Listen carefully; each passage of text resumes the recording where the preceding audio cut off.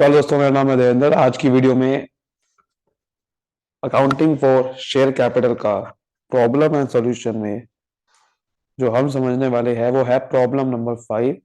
ये काफी अच्छा वाला क्वेश्चन है। इसमें हम सब कुछ, ये जो एडवांस लेवल का क्वेश्चन, मतलब एडवांस कह सकते हैं इसे, कि इसमें सारे क्वेश्चंस मिक्स हो जाएंगे, सारे टॉपिक्स मिक्स है। तो इसमें आपके एक क्वेश्चन से सारे कॉन्सेप्ट्स क्लियर हो जाएंगे दोबारा से। ये क्वेश्चन वो है, फॉरफीचर इशू का है वैसे, लेकिन इसमें सब कुछ है इंक्लूड। तो वो क्वेश्चन से हम पूरा कॉन्सेप्ट समझेंगे और आई एम श्योर आपके जो पेपर में भी इसी तरह का क्वेश्चन आएगा। चलिए शुरू करते हैं। देखिए ये क्वेश्चन है, बेसिकली क्वेश्चन ये 12th क्लास में भी कुछ ऐसा आता है। अगर आप बीकॉम के लिए स्पेशली है वीडियो ये, लेकिन 12th क्लास वाले भी अगर आप देख रहे हो तो भी आपके लिए बहुत इंपॉर्टेंट वीडियो है। लेकिन नहीं भी देख रहे हो तो बीकॉम के लिए तो है ही। देखो कैसा इनके क्वेश्चन है, क्या लिखा हुआ देखो इसमें। इधर सबसे पहले हम क्या करते हैं, समरी बनाते हैं। इससे पहले वाली अगर आपने सारे वीडियोस नहीं देखी है, पहले आप वो वीडियोस जाके देखिए। वो वीडियोस के सारे लिंक डिस्क्रिप्शन में है। तो देखो क्या लिखा हुआ है। सबसे पहले fantastic industrial limited issued a prospectus. इन्होंने 1 लाख के इक्विटी शेयर इशू करे। तो सबसे पहले मैं क्या करूंगा, यहां पर मैं लिखूंगा इशूड। इशूड कितने करे है, ठीक है। तो यहां लिखूंगा इशूड कितने करे है, तो 1 लाख। और यहां क्या लिखूंगा, अप्लाई कितने करे हैं। तो यहाँ देखो लिखा हुआ ना, 1.5 लाख शेयर्स अप्लाई करे हैं। तो यहाँ लिखूंगा 1.5 लाख शेयर्स। और 20 रुपए का देखो एक शेयर है। कितने का शेयर है, 20 रुपए का एक शेयर है। और प्रीमियम कितने का है, 10 रुपए का है। तो यहाँ लिखूंगा 20 रुपए का एक शेयर है और 10 रुपए का प्रीमियम है, तो अलग से लिखूंगा इसे, ठीक है। उसके बाद क्या लिखा हुआ है यहाँ पर, अब ये देखो 20 रुपए कैसे कैसे मंगा रहे हैं वो लिखा हुआ है। तो वो कह रहा है कि 5 रुपए तो एप्लीकेशन पे देने हैं, 15 रुपए देने हैं अलॉटमेंट में, लेकिन उसमें प्रीमियम का पैसा इंक्लूड है। और आपको पता है कि प्रीमियम 10 रुपए का है। तो 10 रुपए का प्रीमियम है, तो इसका मतलब 5 रुपए तो फेस वैल्यू है और 10 रुपए का प्रीमियम तो अलग से लिखो उसे ब्रैकेट में, क्योंकि शेयर कैपिटल में प्रीमियम वाला पैसा नहीं जाता, ठीक है। फर्स्ट कॉल 8 रुपए की है और 2 रुपए की क्या होगी, फाइनल कॉल। 2 रुपए की क्या होगी, फाइनल कॉल। तो अब देखो एप्लीकेशन, अब देखो क्या लिखा हुआ है, allotment was made pro rata to the applicants of 1,20,000 shares. Allotment was made pro rata. तो अब हमने क्या करा कि अलॉटमेंट जो है वो 1,20,000 की प्रो राटा की बेसिस पे कर दी। प्रो राटा का मतलब क्या है, प्रो राटा का मतलब ये होता है कि अगर एक्सेस शेयर अप्लाई हुए हैं तो उसको कम शेयर दे देना। तो हमने 1,20,000 शेयर, 1.5 लाख में से जो 1,20,000 शेयर है उनको प्रो वाटा कर दिया, मतलब जितने शेयर है उतने दे दिए, 1 लाख के 1 लाख दे दिए, बाकी का रिमेनिंग को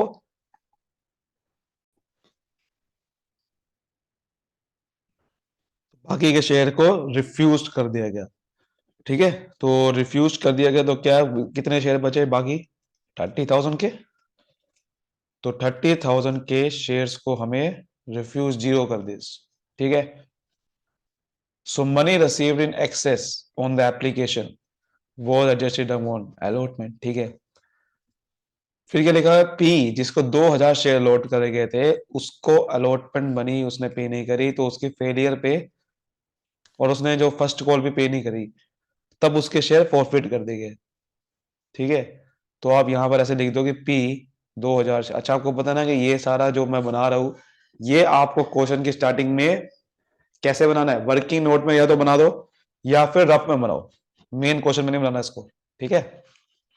तो अब ऐसे लिखो, देखो उसने अलॉटमेंट एप्लीकेशन पे करी तो टिक कर दो, इसने अलॉटमेंट मनी पे नहीं करी तो ऐसे कर दो, फर्स्ट कॉल मनी पे नहीं करी ऐसे कर दो, और उसके बाद डबल लाइन फाइनल कॉल तक। तो फाइनल कॉल तो उसने मंगाई नहीं, इसने फर्स्ट कॉल जैसे पे नहीं करी तो क्या लिखा हुआ है, उसके शेयर फोरफिट कर दी गई, यानी कि कैंसिल कर दी गई। फिर एक और है क्यू, एक बंदा है क्यू, जो कि 3,000 शेयर उसको हमने होल्डर है, ठीक है, 3,000 शेयर उसको एक्चुअल में अलॉट करे थे, होल्डर है, उसके बाद 3,000 शेयर है।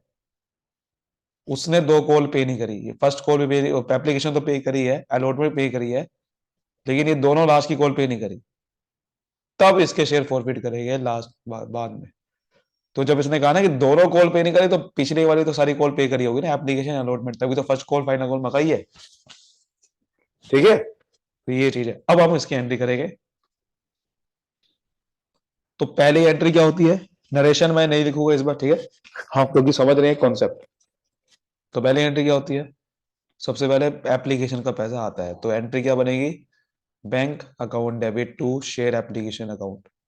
सबसे पहले एप्लीकेशन का पैसा आता है, और जब आता है तो कितना आता है, जितने लोगों ने अप्लाई किया है, जितने का लोगों ने अप्लाई किया है। अप्लाई कितने का किया है, इशू तो 1 लाख किए थे, लेकिन अप्लाई कितने किए, 1.5 लाख लोगों ने किया था। तो 1.5 लाख शेयर पे 5 रुपए के हिसाब से कितना पैसा आया, एक शेयर पे 5 रुपए आया है कंपनी को। तो सवाल ये है मेरा कि 1.5 लाख शेयर पे 5 रुपए के हिसाब से कितना पैसा आया, तो 7,50,000। तो क्या होगा इसका आंसर, 7,50,000 पे हिसाब से आया। उसके बाद उसके बाद अगली एंट्री क्या होती है, अगली एंट्री होती है कि जब हम शेयर एप्लीकेशन मनी को ट्रांसफर करते हैं शेयर कैपिटल अकाउंट में, ठीक है, तो उसकी हम एंट्री करेंगे। तो share application account debit to share capital account. तो 7.5 लाख रुपए, ठीक है, 7.5 लाख रुपए जो हमने एंट्री करी थी उसको अब ट्रांसफर करेंगे। लेकिन आपको पता है कि शेयर कैपिटल में तो वो पूरा ट्रांसफर नहीं हो पाएगा, पूरा का पूरा ट्रांसफर शेयर कैपिटल में नहीं हो पाएगा 7.5 लाख, क्योंकि एक्चुअल में मैं तो 1 लाख ही दे सकता हूँ ना, हमने तो 1 लाख ही दिए, तो 1 लाख शेयर पे 5 रुपए के हिसाब से पैसा कितना गया था, हम सिर्फ उतना ही ट्रांसफर कर सकते हैं। बाकी को तो या तो रिजेक्ट कर दिया, बाकी को तो या तो अलॉटमेंट में एडजस्ट कर दिया बाकी। तो 1 लाख शेयर पे 5 रुपए के हिसाब से पैसा कितना है, 5 लाख, ठीक है। उसके बाद बाकी का पैसा आप देखो क्या हुआ, बाकी का पैसे का क्या हुआ, देखो हमने क्या करा, 1,20,000 वालों को तो 1 लाख दे दिए, तो इसने जो एक्स्ट्रा पैसा दिए उसको हमने क्या करा, प्रोवाटा में क्या करते हैं, एडजस्टमेंट कर दिया हमने अलॉटमेंट में, और लिखा हुआ भी है, नहीं भी लिखा हो तो भी हमें पता है, अगली कॉल में स्टोरमेंट में एडजस्ट करते हैं। तो 20,000 शेयर पे इसने एक्सेस पैसा अप्लाई किया था, तो 20,000 शेयर पे एक्सेस अप्लाई किया था, और 5 रुपए के हिसाब से एप्लीकेशन पे किया, तो कितना पे किया, 1 लाख रुपीज पे किया इसने एप्लीकेशन के टाइम पे। तो 1 लाख रुपीज हम क्या करेंगे, इसके एडजस्ट कर देंगे कहां पर, शेयर अलॉटमेंट में। तो आपको पता है एंट्री क्या होता है यहाँ पर, जब एडजस्ट करते हैं तो टू लिखते हैं, टू शेयर अलॉटमेंट अकाउंट। तो 7.5 लाख में से 1 लाख हमने एडजस्ट कर दिया शेयर अलॉटमेंट, ठीक है। उसके बाद बाकी का पैसे का क्या करा, बाकी का देखो हमें जो 30,000 लोगों ने अप्लाई किए थे उसको तो रिजेक्ट ही कर दिया, पूरा रिजेक्ट कर दिया, यानी कि रिफंड कर दिया। और 30,000 शेयर पे जो 5 रुपए का पैसा दिया होगा इन्होंने, तो वो रिजेक्ट कर दिया, तो टू बैंक अकाउंट। तो 30,000 शेयर के हिसाब से 5 रुपए जब आए तो वो कितना हो गया, 1.5 लाख रुपए। तो 1.5 लाख हमने क्या करा, रिजेक्ट कर दिया पूरा का पूरा। तो दिस इज कॉल्ड। उसके बाद उसके बाद हम क्या करेंगे, शेयर अलॉटमेंट ड्यू करते हैं, तो शेयर अलॉटमेंट ड्यू करेंगे, तो शेयर अलॉटमेंट अकाउंट डेबिट, ठीक है, और to share capital account, share capital पैसा जाता है। उसके बाद सिक्योरिटीज प्रीमियम अकाउंट भी आएगा, ठीक है, सिक्योरिटीज प्रीमियम अकाउंट, क्योंकि सिक्योरिटी प्रीमियम भी तो है। आपका शेयर अलॉटमेंट में वैसे पैसा कितना मंगाना है टोटल मिला के, पूरे 15 रुपए, बस 15 रुपए में 10 रुपए तो प्रीमियम का पैसा है, तो हम सिर्फ 5 रुपए शेयर कैपिटल में लेंगे, बाकी का तो पैसा क्या करेंगे, बाकी का पैसा तो हम अलॉटमेंट में एडजस्ट कर देंगे, ठीक है। तो 1 लाख शेयर के हिसाब से, क्योंकि 1.5 लाख को भूल जाओ, उसमें 1.5 लाख में से देखो हमने क्या करा, 20,000 अलॉटमेंट में एडजस्ट कर दिए, 30,000 को रिजेक्ट कर दिया, तो दिए तो 1 लाख शेयर ही है। तो पैसा जो मंगाएंगे वो 1 लाख शेयर से ही मंगाएंगे, जितने अलॉट करते हैं उतने तो शेयर से पैसा मंगाएंगे अलॉटमेंट का। तो 1 लाख शेयर पे पूरे 15 रुपए अगर मैं मंगाऊंगा तो कितने कितने हिसाब से मंगाऊंगा, अगर 1 लाख शेयर पे पूरे 15 रुपए मंगाऊंगा, तो 1 लाख शेयर पे अगर मैं पूरे 15 रुपए के हिसाब से मंगाऊंगा, तो 1 लाख शेयर को 15 से मल्टीप्लाई करना पड़ेगा, तो वो आएगा 15 लाख। लेकिन उस 1 लाख शेयर में से अलॉटमेंट में तो 5 रुपए के हिसाब से मंगा रहा हूं, और बाकी का 1 लाख शेयर तो 5, 15, 10 रुपए के हिसाब से प्रीमियम का पैसा है। तो 5 लाख यहां पर जाएगा, और उसमें से 10 लाख यहां पर जाएगा, ठीक है। 10 लाख, ये चीज है, ऐसे करना है। समझ आ गई बात, ये चीज है। ब्रैकेट में तो मैं लिख के दिखा रहा हूँ, एक्चुअल में आपको लिखना नहीं है ब्रैकेट में। उसके बाद हमारा अगली एंट्री होती है कि जब अलॉटमेंट का पैसा मिलता है उसकी एंट्री होती है, तो उसकी एंट्री होती है bank account debit to share allotment account. अब इसका ही एक्चुअल में जनरल एंट्री यही तो मेन होती है, और इसको हम वर्किंग नोट में निकालेंगे। ये जनरल एंट्री ही तो मेन होती है, तो उसको हम वर्किंग नोट एक बनाएंगे। वर्किंग नोट में इसकी जनरल एंट्री देखो, हमें पता है कि सबसे पहले एक वर्किंग नोट बनाएंगे, जिन लोगों ने पैसा नहीं दिया था अलॉटमेंट का उसको निकालना जरूरी है। वो मेन वर्किंग नोट होता है, क्योंकि जब प्रो राटा अलॉटमेंट होती है और अगर वो उस कैटेगरी में आ रहा है, तो वहां पर आपको उसका जो अलॉटमेंट का पैसा नहीं है वो निकालना पड़ेगा। तो calculation of unpaired amount of, किसकी हम अनपेड अमाउंट निकाल रहे हैं, ये पी, जिस बंदे ने एक्चुअल में पैसा नहीं दिया अलॉटमेंट में, 2,000 शेयर अलॉट किया था ना, पी का पैसा निकालेंगे। तो पी ऑन अलॉटमेंट, अलॉटमेंट में जो इसने पैसा नहीं दिया, ठीक है। तो देखो, पहले हमें प्रो राटा एक रेशियो देखते हैं पहले तो प्रो राटा पहले तो रेशियो क्या है, तो पहले आप देखो pro rata ratio. Pro rata ratio कैसे है कि हमें पता है कि 1,20,000 शेयर को हमें 1 लाख शेयर दिए, इसकी रेशियो निकालनी, तो बीच में रेशियो लगाओ। अब देखोगे तो ये कितना 2 से कटेगा, तो 2:6:5 आ गई, यानी कि जो 6 शेयर अप्लाई कर रहा है उसको 5 शेयर दे रहा हूं। तो हमें ये देखना है कि पी को अलॉट कितने कर दे। यहां पर या तो अप्लाई हो सकता है अलॉट, तो पी इज अलॉटेड शेयर्स। तो अगर मैं पी के अलॉटेड शेयर की बात करूं, वो कितने हैं, वो बेसिकली हमारे, हमने आपको पता है आपको कितने थे, 2,000 थे, 2,000, ठीक है। तो 2,000 शेयर्स अलॉटेड थे, उससे अप्लाई को कन्वर्ट करना है वहां से।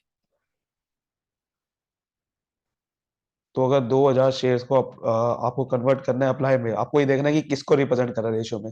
ये 5 को रिप्रेजेंट कर रहा है, क्योंकि 6 शेयर को 5 है, तो 5 को रिप्रेजेंट कर रहा है, तो 5 से डिवाइड कर देना है जिसको रिप्रेजेंट कर रहा है रेशियो में, और जो निकालना है 6 प्रपोर्शन यानी कि अप्लाई वाला निकालना है, तो उससे मल्टीप्लाई कर देना, ठीक है। 2,000 समझ लो इसके इक्वल है, तो हमने इसको डिवाइड कर दिया, और जिस प्रोपोर्शन की वैल्यू निकालनी है वो मल्टीप्लाई कर देना है। तो ये कितना आ गया, 2400। तो 2400 आ गया, और आप चेक भी कर सकते हो रेशियो 2400 और 2,000 की 6:5 आ रही है कि नहीं आ रही है, तो देखो 6:5 ही आएगी, ठीक है। तो ये चीज होती है, समझ आ गई बात।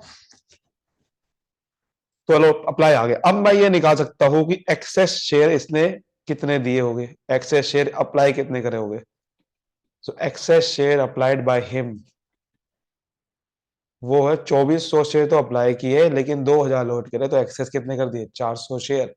तो उस पे 400 शेयर पे पैसा कितना आया एक्सेस का, तो एक्सेस एप्लीकेशन मनी रिसीव्ड, तो एक्सेस एप्लीकेशन मनी रिसीव्ड कितनी हुई वो मैं निकाल सकता हूँ कि 400 शेयर पे इसने एक्सेस पैसा दिया, और एक शेयर एप्लीकेशन पे कितना देता है, एक शेयर पे पैसा एप्लीकेशन पे। सर हमें पता है 5 रुपए की एप्लीकेशन आती है, तो 5 रुपए के हिसाब से पैसा दिया होगा नहीं दिया होगा, तो यानी कि 2,000 रुपये। अब ये 2,000 रुपये में आपको पता है कि मैंने एडजस्ट कर दिए होंगे, और ये जो हमने अलॉटमेंट में पैसा एडजस्ट करा था 1 लाख पे, तो 1 लाख में इसका वो 2,000 रुपये भी इंक्लूड था। तो इसका मतलब हमने उससे 2,000 रुपये वो मंगाने नहीं थे, पूरा पैसा इसका एक्चुअली में 2,000 रुपये उसमें से कम कर देंगे। जिसने उसका पूरा पैसा अलॉटमेंट मंगाना था उसमें से 2,000 रुपये नहीं मंगाने हैं, क्योंकि वो तो एक्सेस पैसा आ गया था एप्लीकेशन में, और वो हमने टू शेयर अलॉटमेंट करके देखो, वहां पर एडजस्ट कर दिया था। तो इसका मतलब अलॉटमेंट इसकी जो ड्यू होनी थी वो तो होनी थी कितनी, हमें ऐसे 2000 शेयर के हिसाब से अलॉटमेंट में पैसा मंगाना था, जितने अलॉट करते हैं उसके हिसाब से पैसा मंगाते हैं। तो 2000 शेयर के हिसाब से पैसा मंगाना था। अलॉटमेंट में पूरा पैसा कितना है, 15 रुपए का था। प्रीमियम समेत देखना है आपने, पूरा पैसा था 30,000 रुपए। तो 30,000 रुपए इससे मंगाने थे अलॉटमेंट में, बट एक्चुअल में 30,000 रुपए में से एक्सेस पैसा एडजस्ट कर देना था, क्योंकि एक्सेस पैसा अलॉटमेंट में एडजस्ट कर दिया था हमने। तो इसलिए 30,000 रुपए में से जो एक्सेस पे एप्लीकेशन में आया वो एडजस्ट कर देना है। तो एक्चुअल इसका मतलब एक्चुअल में 30,000 मंगाने थे, 30,000 में से 2,000 कम मंगाने थे, तो 28,000 ही मंगाने थे। तो ये इसका पैसा मंगाना था जो नहीं आया, ये निकाल दिया हमने। तो बेसिकली बस इतना ही देखना होता है आपको, एक्सेस पैसा, ये पूरा वर्किंग नोट इसलिए बनाया मैंने ताकि मैं एक्सेस पैसा कितना दिया एप्लीकेशन वो निकाल सकूं। तो unpaid amount of P on allotment वो कितने आ गए, 28,000। ठीक है, अब आपका दूसरा वर्किंग नोट बनेगा कि calculation of actual allotment money receive वो कितनी हुई, वो अब एक वर्किंग नोट बनेगा। तो calculation of actual allotment money receive कितनी हुई। ठीक है, अब आप देखो, आप पहले ये देखो कि टोटल अलॉटमेंट ड्यू कितनी हुई थी पहले। तो टोटल अलॉटमेंट मनी ड्यू वो कितनी हुई, तो वो आप देखोगे तो भैया कितनी टोटल मैंने अलॉट पहले कितने शेयर करे थे, 1 लाख के हिसाब से 15 रुपए के हिसाब से पैसा मंगाना था। 1 लाख शेयर पे 15, क्योंकि अलॉटमेंट कितने की मंगानी है, 15 रुपए की। प्रीमियम समेत देखा जाएगा, क्योंकि पैसा तो प्रीमियम समेत ही उससे मंगाना है ना। तो 1 लाख शेयर पे 15 रुपए के हिसाब से टोटल मिला के 15 लाख की अलॉटमेंट ड्यू थी। और आपको पता है कि जब हमने जनरल एंट्री भी इसकी यही करती, तो 15 लाख का पैसा आना था, लेकिन उसमें से एक्सेस पैसा तो हमने एडजस्ट कर देना है। तो excess application money receive,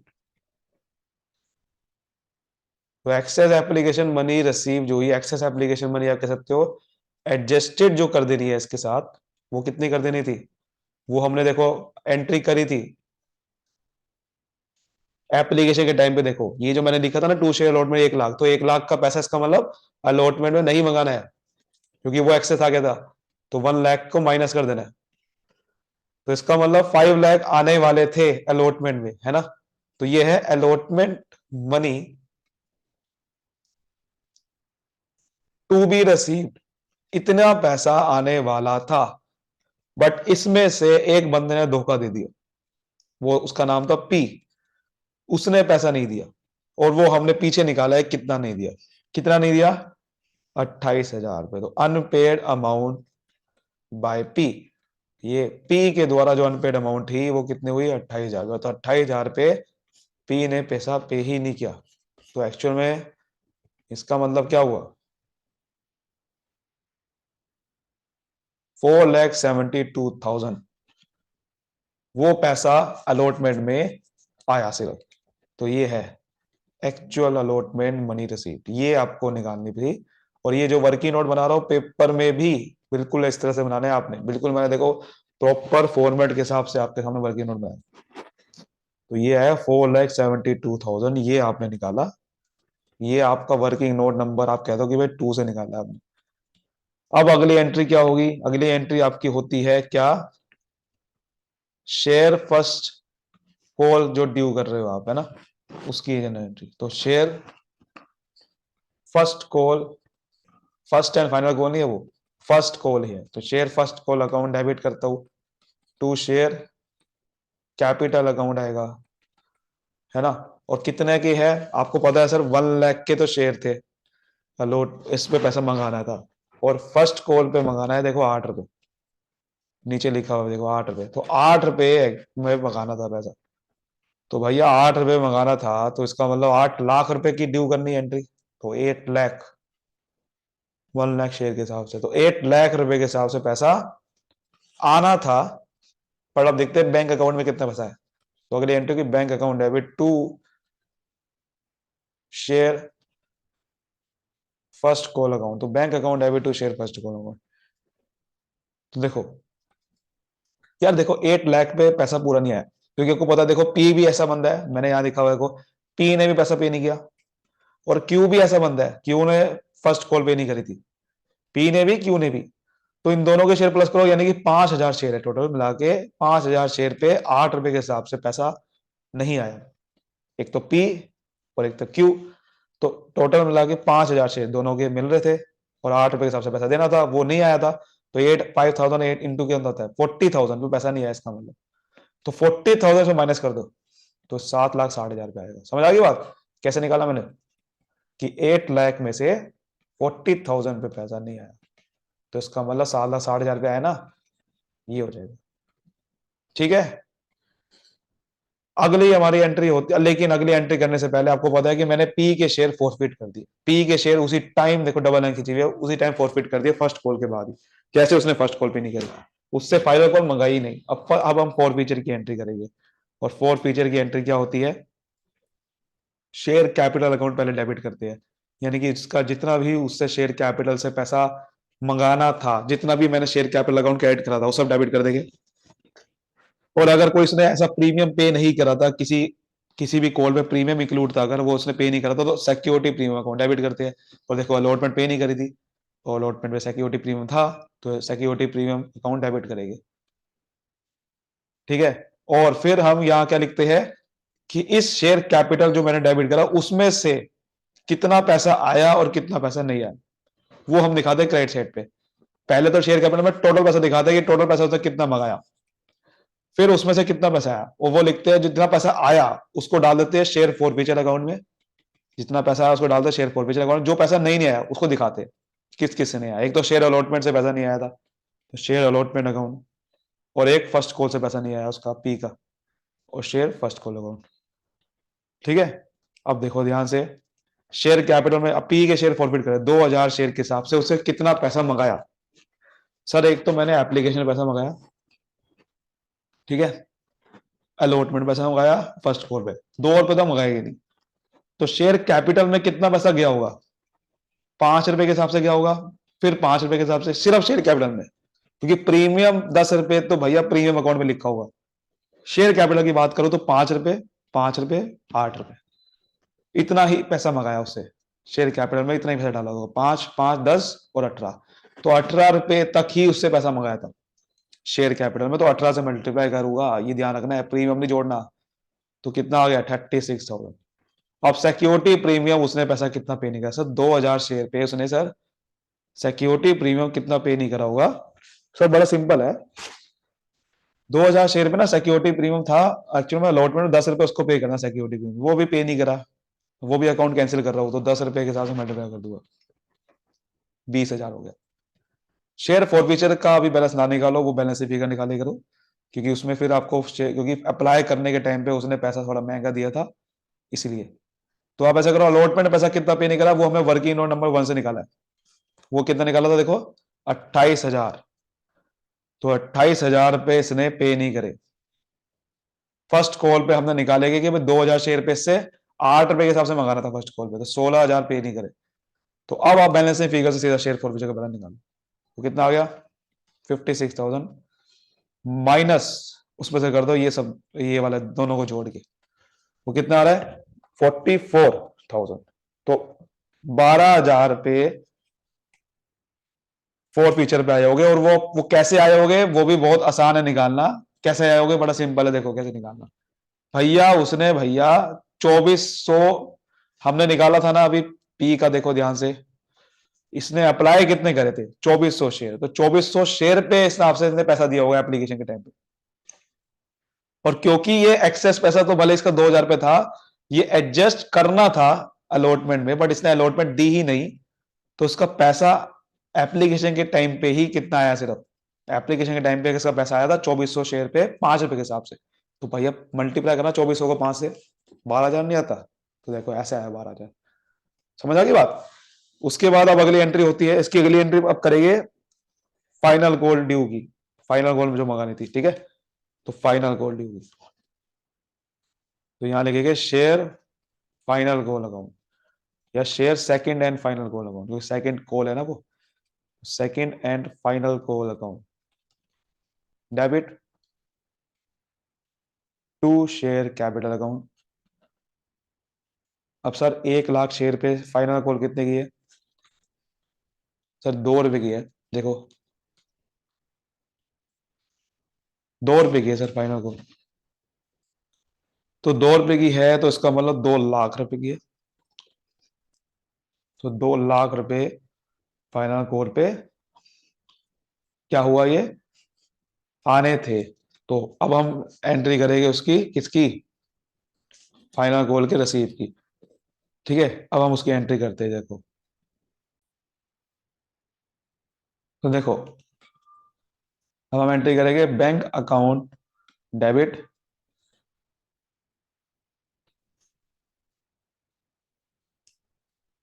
to share second and final call account, यही एंट्री करेंगे ना। लेकिन क्या मुझे सेकेंड एंड फाइनल कॉल पूरी की पूरी यही है जो मैंने पीछे 2 लाख रुपए की ड्यू करी है? नहीं। देखो पी के शेयर तो फॉरफिट कर चुका हूँ, उससे तो मंगा ही नहीं रहा हूँ।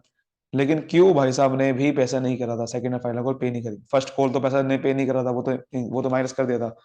फाइनल कॉल पे नहीं करी, तो 3,000 शेयर उसके थे और 2 रुपए के हिसाब से पे नहीं करे, तो 3,000 मल्टीप्लाई बाई 2, तो मतलब कि 6,000। तो 6,000 रुपये का पैसा नहीं आया। आना था 2 लाख, बट उसमें से 6,000 नहीं आया, तो 6,000 माइनस कर दो उसमें से। तो कितना हो गया? 1,94,000। ठीक है, 1,94,000 पे पैसा आया। अब हमने इसके भी शेयर फॉरफिट कर दिए।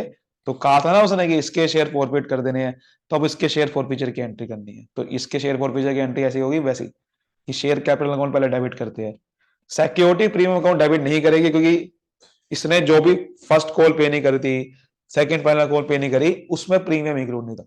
तो जब प्रीमियम इंक्लूड नहीं था, जो पैसा नहीं दिया था उसमें प्रीमियम इंक्लूड नहीं था, तो हमें सिक्योरिटी प्रीमियम अकाउंट डेबिट नहीं करेगी। और यहां लिखेंगे शेयर कैपिटल, मतलब जितना पैसा उससे मंगाया उसमें से अब दिखेगा कि कितना पैसा आया कितना पैसा नहीं आया। जो पैसा आया उसको कहां डालेंगे? शेयर फॉरफीचर अकाउंट में। तो यहां लिखेंगे शेयर फॉरफीचर अकाउंट। और जो पैसा नहीं आया वो दिखाएगा कि कौन कौन सा नहीं आया। तो to share first call account और to share second and final call account. ठीक है, तो देखो 3,000 शेयर थे, कितना पैसा मंगाया इससे मैंने टोटल में लगे? 3,000 शेयर पे कितना पैसा मंगाया? सर सारा ही मंगाया है। देखो एप्लीकेशन में भी मंगाया, अलॉटमेंट में भी, फर्स्ट कॉल फाइनल कॉल, तो पूरे 20 रुपए मंगाए। प्रीमियम को छोड़ दो, शेयर कैपिटल में प्रीमियम नहीं जाता, कितनी बार बता चुका आपको। ठीक है, तो 20 रुपए के हिसाब से ही लिखे हुआ। तो 20 रुपए मल्टीप्लाई करो, कितना हो गया? 60,000, तो 60,000। ठीक है, तो 20 रुपए के हिसाब से। और अब देखो ध्यान से, शेयर फॉरफीचर में अभी नहीं निकालो, बैलेंस शीट फिगर निकालना, ये तो निकाल भी सकते हो, कोई दिक्कत नहीं है। आप ये देख लो कि भाई 3,000 शेयर पे एप्लीकेशन में कितना पैसा आया। भाई ये देखो एप्लीकेशन पे आया होगा 3,000 शेयर पे 5 रुपए, फिर वो 5 रुपए, तो 15, तो आप वैसे भी निकाल सकते हो, उसमें कोई दिक्कत ही नहीं है। ठीक है, इसको लेकिन आप बेनिफिट करो। फर्स्ट कॉल पे कितना पैसा आया? सर फर्स्ट कॉल पे नहीं आया जितना पैसा, वो आया था भाई 3,000 शेयर पे, इसको फर्स्ट कॉल पे पैसा देना था। कितना? सर 8 रुपए के हिसाब से, तो 8 रुपए के हिसाब से पैसा देना था, वो नहीं आया। तो मल्टीप्लाई करो 24,000।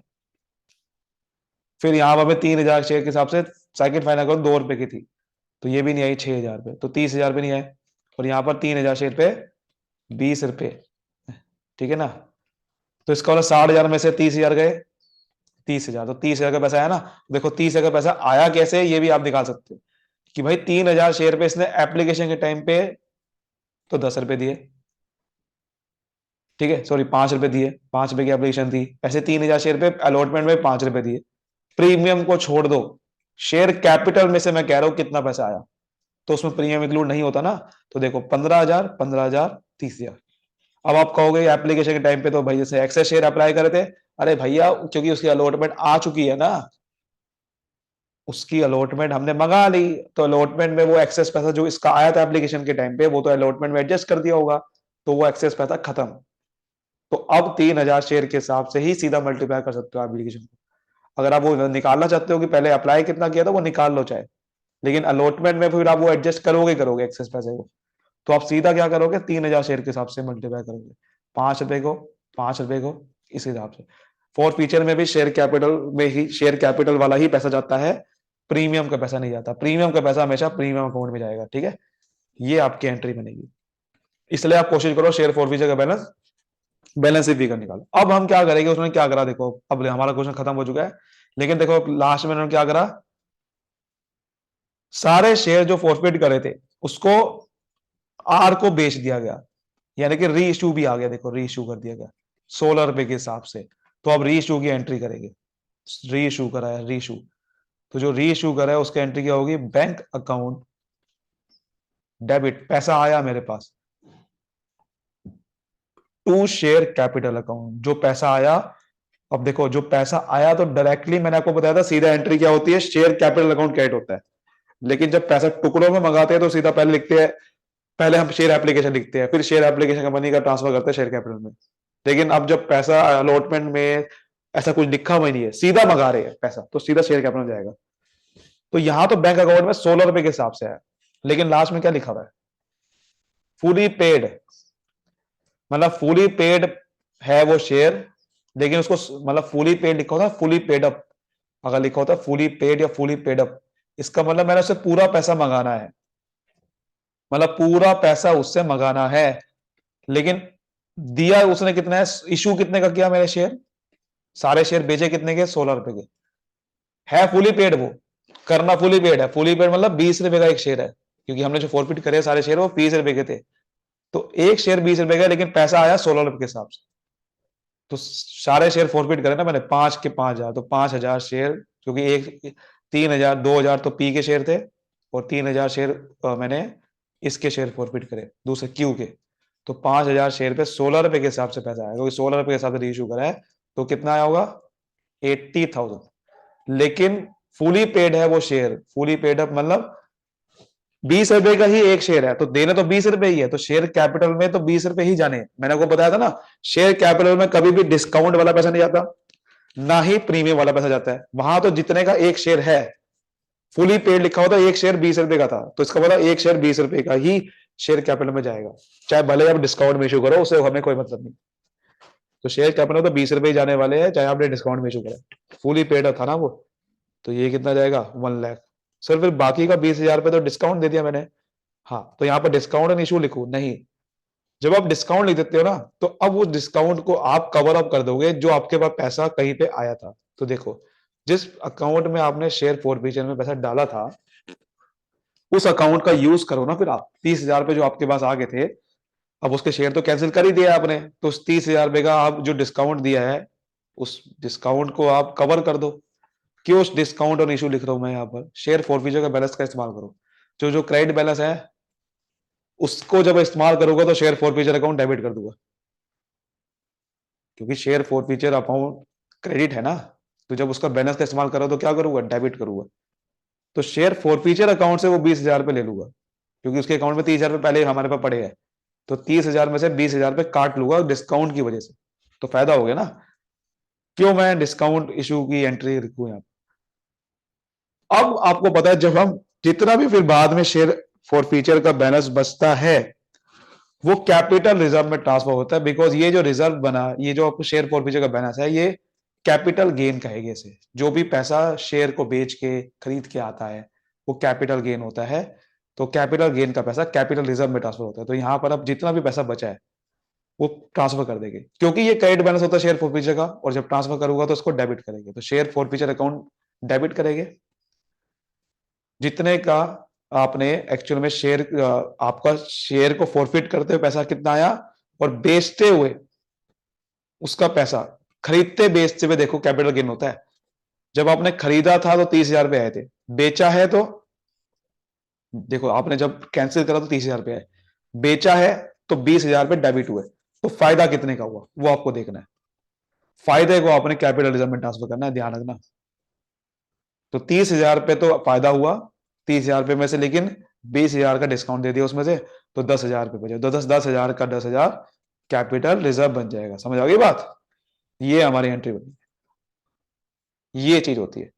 कभी कभार हो सकता है कि आपको कहे कि पूरे शेयर फॉरफिट नहीं करे, पूरे शेयर फॉरफिट नहीं करे, तो फिर आपको निकालना पड़ेगा कि भाई ये जो आपने डिस्काउंट दे दिया वो आपको निकालना पड़ेगा कि ये जो बैलेंस है वो जितने शेयर फॉरफिट करे उसके हिसाब से कितना का बैलेंस है। तो आपको समझ में आया कैपिटल रिजर्व कितना बनेगा। फॉर एग्जांपल मैं कह रहा हूं कि मान लेते हैं कि इन्होंने 5,000 शेयर फॉरफिट नहीं करे, इन्होंने सिर्फ 3,000 शेयर फॉरफिट करे, तो फिर आपको निकालना पड़ेगा ना ये जो बैलेंस है शेयर फॉरफिचर का वो 3,000 के हिसाब से कितना होगा।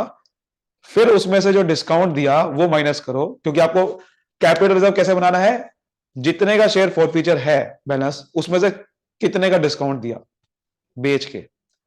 तो आपने पहले ये निकालना पड़ेगा, फिर आपको कन्वर्ट करने का इसका बैलेंस कि उस जितने शेयर रीइश्यू करे थे उसके हिसाब से ये बैलेंस कितना है, फिर उसमें से जो डिस्काउंट दिया, फिर वो जो पैसा का फायदा हुआ आपका, डिस्काउंट देने के बाद जो पैसा का फायदा हुआ वो आपका कैपिटल रिजर्व बनेगा। ठीक है, वो भी चलो मैं क्वेश्चन करवाऊंगा। फिलहाल आज के लिए इतना ही, उम्मीद करता हूं आपको समझ में आएगा। वीडियो को लाइक करिए, सब्सक्राइब करिए। Thank you so much.